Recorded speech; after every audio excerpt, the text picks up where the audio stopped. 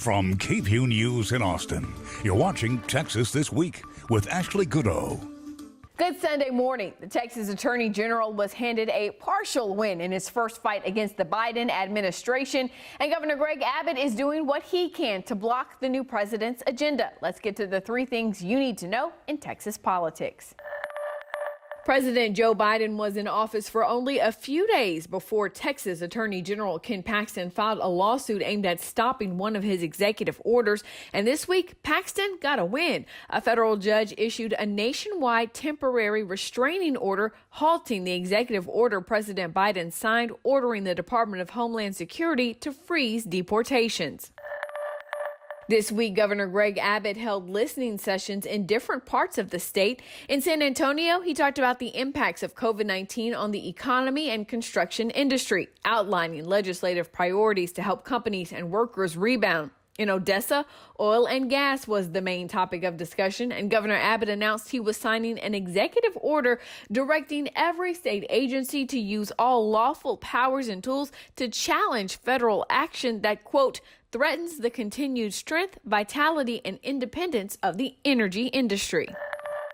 The frustration many Texans are feeling about the distribution of the COVID-19 vaccine is not lost on the members of the Texas Senate.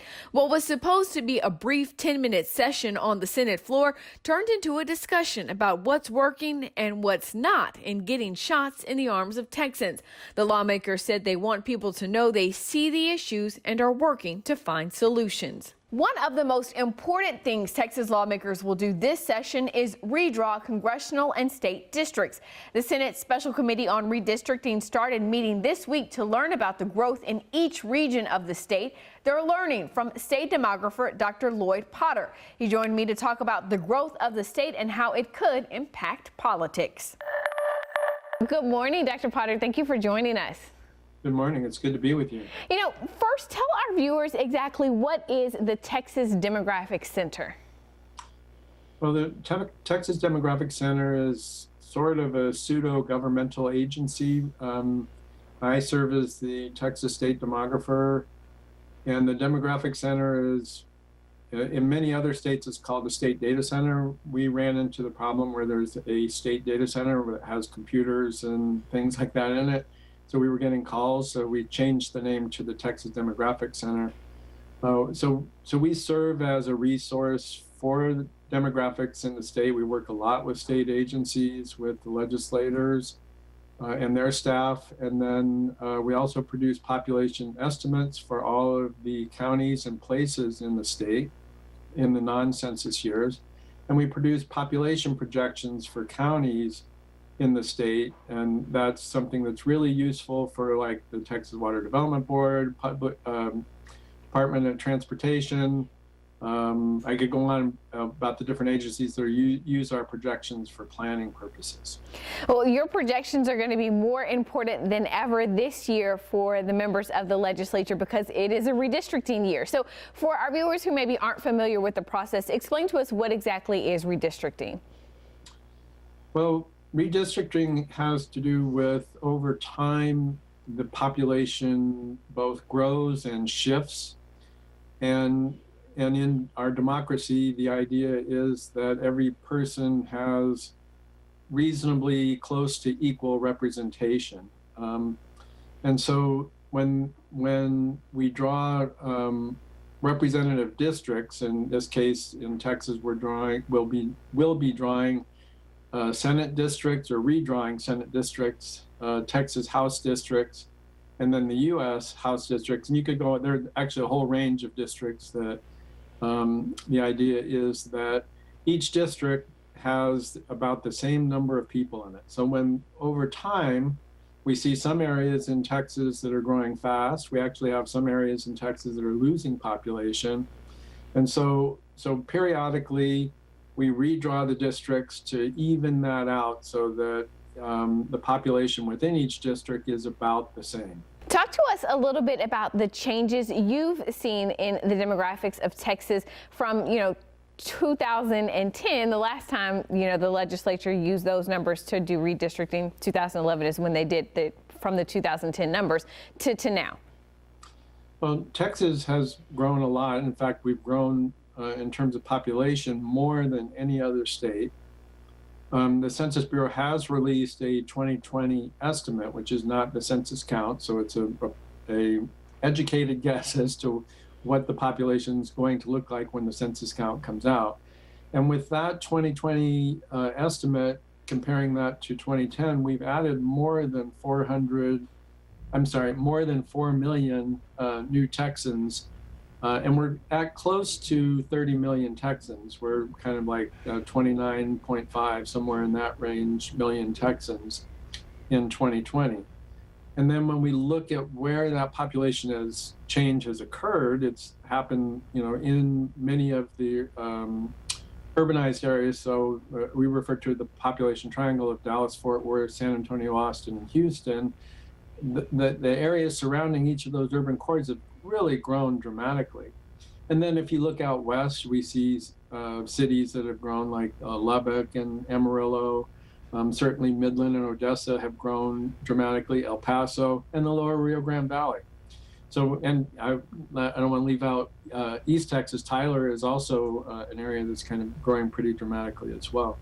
So that's where we've seen a lot of the growth. And when we look at the growth and what's driving it, about half of it is a result of more births than deaths. So we're essentially growing our population, much of it by having babies and having a pretty good positive rate of natural increase.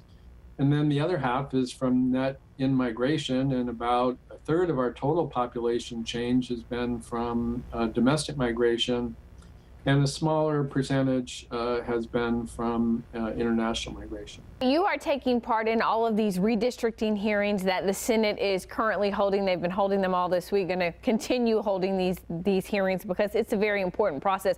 What's some of the key information you're arming senators with as they try to make these decisions? Well, essentially, we're trying to make them aware of where population change has been occurring, because they don't have the census data yet. So once the census data are released to them, then they have that information about where they're going to be needing to draw larger boundaries, meaning those are places that have lost population, so they'll have to make the districts bigger geographically to pull in additional people to get up to that threshold. And then there are areas, especially in the suburban ring counties around the urban cores, that have just grown very dramatically. And so they've had bigger districts because 10 years ago there were fewer people there. And now they're going to have to make those districts smaller to get them down to the threshold in order to even out the population in each district across the state. So what we're trying to do is communicate to them that these are the areas that you're going to have to look at hard in terms of either growing or shrinking. And then there are some districts that are probably going to end up being pretty close to the same in terms of geography. It all depends on how the census numbers come out. But currently, our forecast is that Texas will receive 3 new U.S. congressional seats. I have seen forecasts suggesting Texas may only get 2. But we're expecting to get 3 new U.S. congressional seats, which would mean that Texas has 39 representatives in the U.S. House in Washington. And just how big of a role will that play in terms of politics and Texas politics? Well, certainly it will result in Texas having much stronger representation in Washington, and that's a good thing for the state, that we ensure that our needs are being taken care of, that the federal tax dollars that we're sending to Washington, that we get our fair share of those in return for the different kinds of federal programs. So that's an important thing. I think the other thing which our office really stays away from is kind of the politics of it, because certainly there's, as the senators and the representatives start drawing districts, they have some intent to try to ensure that the redistricting favors their party. And so there's a lot of back and forth and positioning around trying to ensure that that they each maximize their outcomes in terms of creating districts that are likely to elect candidates in their party. But we pretty much, our office works, well, we just stay out of that. We don't get involved in that part of it.